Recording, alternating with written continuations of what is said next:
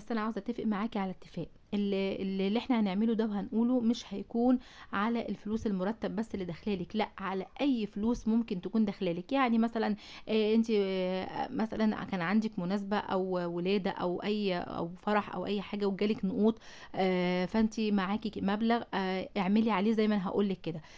مثلا جوزك عايد عليكي في العيد، اعملي عليه اللي انا هقول لك، اللي انا هقوله لك النهارده. يعني بصي، اي مبلغ حتى لو كان بسيط اتعاملي معاه نفس معاملة المبلغ الكبير بالظبط. يلا نقول بسم الله ونصلي على سيدنا محمد كده. اول حاجة، اول ما امسك الفلوس كده، قبل ما اصرف منها ولا يطلع منها ولا مليم، هعمل اللي انا هقوله لك ده. هبدأ كده امسك الفلوس واحطها ما بين ايديا كده، وهقول الله اكبر الله اكبر الله اكبر. يبقى انا قلت كده الله اكبر 3 مرات، وبعد كده هقول بسم الله ما شاء الله 3 مرات. كل الادعية اللي انا هقولها دي يا ريت تقوليها باعداد فردية، عندك 3 او 5 او 7 او 9، وزودي زي ما انت عاوزة، بس يا ريت يكون عدد فردي. تمام.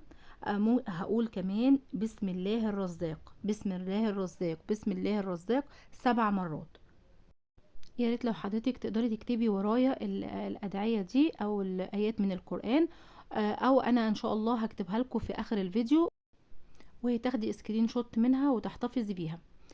تمام. بس يا ريت بقى ما تبخليش عليا بلايك لو انت معايا لحد دلوقتي، وان شاء الله الفيديو يعجبكم وتستفيدوا منه. وتشتركوا في القناة وتفعلوا زر الجرس عشان يوصلكوا كل جديد بننزله. نرجع بقى تاني للأدعية بتاعتنا. هنقول كده: وأرزقهم من الثمرات لعلهم يشكرون. وارزقهم من الثمرات لعلهم يشكرون. هنقولها 7 مرات. دي آية من القرآن، هتلاقي فيه أدعية وهتلاقي فيه آيات. تمام. بعد كده هنقول سورة قريش 7 مرات.